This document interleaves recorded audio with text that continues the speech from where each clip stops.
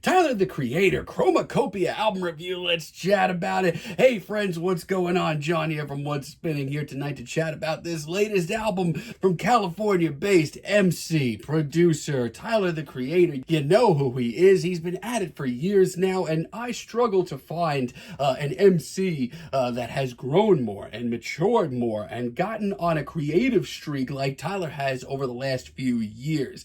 I mean, in his early days, I have to admit I was a fan of albums like Bastard and Goblin, even if I knew immediately they were not going to age well. And around the time of Cherry Bomb, I thought that Tyler was just going off the deep end and just not going down a good path. The album was very experimental and loud, which excited me, but the songwriting was not there, and it definitely did worry me for his future. But over the last few years, we have gotten such great material from him, whether it be Flower Boy, Igor, or Call Me If You Get Lost.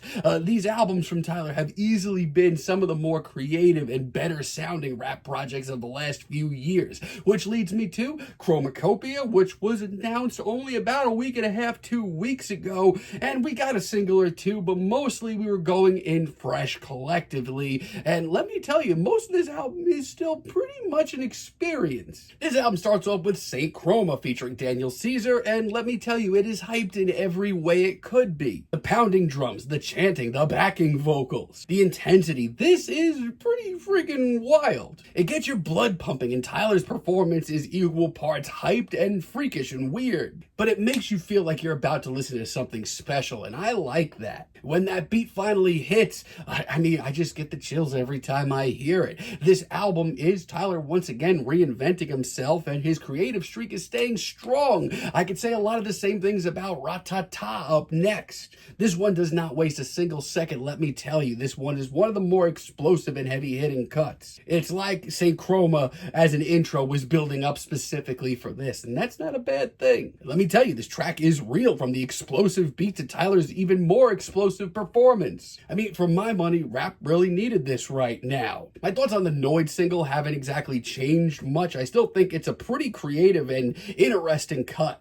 And it may not be as much of a banger as some of the other cuts on here, but let me tell you, it's still a creative stroke of genius and a necessary one. It just sounds so big and so bold. This instrumental sounds like it has a mind of its own and it's constantly shifting. The samples are wild, and this entire track just sounds like a happening. And not only that, but I did have a feeling that I would enjoy this track even more when I heard it in the full album sense, and I was right. We also have Darling I featuring Tizo, Touchdown. And let me tell you, as this album pushes on, it actually gets even more revealing and more tender and more hard on its sleeve than I expected at this point in Tyler's career. And this track kicks it off in a big way. I love the eerie synths and the beat that we get here. But also, lyrically, this is incredibly commendable. This one dives into love and commitment and family and a lot more. But all of it is done really well. I mean, Tyler has become one of the most vulnerable and personal MCs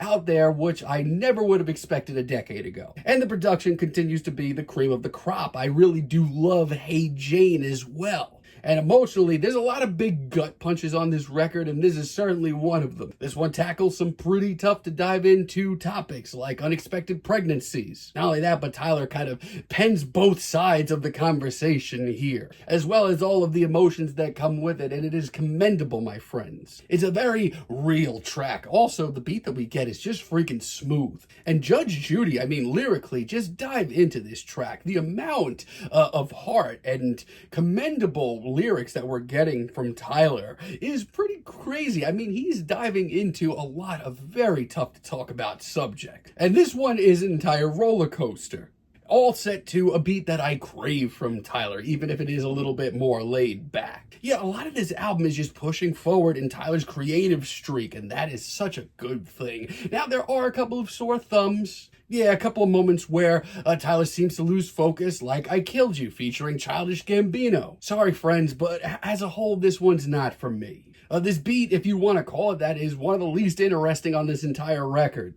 It honestly sounds like something that would have landed on Cherry Bomb years ago. Yuck. And for what has been up until this point just such a fruitful record, this just doesn't seem up to snuff. Also, Tomorrow really breaks my heart. I actually really love a lot about this track, from the downtrodden beat to the strummed riff. Those are all great. I mean, it's bluesy, it's gloomy, and lyrically we have another moment of maturation from Tyler, and I'm always going to commend that. I just am not really a fan of his singing on this track. I mean, honestly, Tyler's singing has improved a lot over the years, and we're going to hear better sung tracks later on in the record, but this one ain't it. It's just so light and fluffy to the point that I can't take it seriously. I respect the effort, I do, but like I said, there's a lot better tracks in this vein later on in the record. And yeah, as a whole, I don't think this is as good as Flower Boy, Igor, or Call Me If You Get Lost, but still, this is incredible. This is such a great experience from Tyler, and one of the most impressive rap projects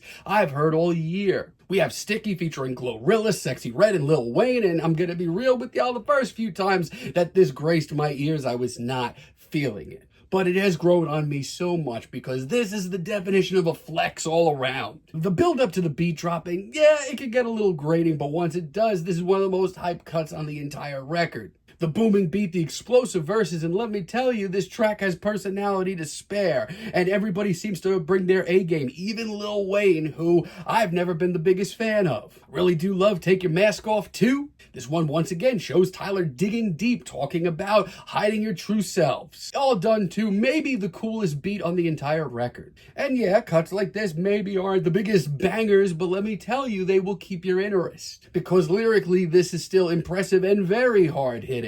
Thought I Was Dead featuring Schoolboy Q. Wow, this track is freaking wild. Leading up to this record, hearing a snippet of this track was just what the doctor ordered for me. I love the boisterous beat and Tyler's impressive performance once again. It's hypnotic. This track is just such another freaking flex. And Schoolboy Q, once again, one of the better features on this record. And I love how triumphant and epic this beat gets, even if it is very off-kilter and very weird. But man, is it ever ahead of the curve and double as exciting. Like Him, on the other hand, is one of the more bluesy and emotional cuts here. And yeah, this one shows Tyler singing once again, but compare this to Tomorrow, it is night and day. This is so much more passionate. This is wrote so much better. It's soulful as anything. It's incredibly hip, and the way that this track progresses is impressive. It might be my favorite deep cut. Real big fan of Balloon as well. This one features Doichi. And let me tell you, as a late album treat, look no freaking further. This is a hyped banger, because I did need one right about now, diving into Tyler's success over the last few years and him struggling with it. But his amped performance over this shimmering beat is truly impressive. It's wild, and Doichi's feature on this track, easily the best on this entire record. She sounds like she's ready to take over. And I Hope You Find Your Way Home follows up Hey Jane earlier. I love the bluesy piano beat that we get here. It brings in a little drama, all while remaining breathtaking. And lyrically, this is just as revealing as Hey Jane. And honestly, it's a really commendable finale. Tyler doesn't sound like he's slowing down at all. And honestly, it sums up this album perfectly. It puts a nice little, neat little bow on it. I mean, overall, yeah, this maybe not be as banger heavy as...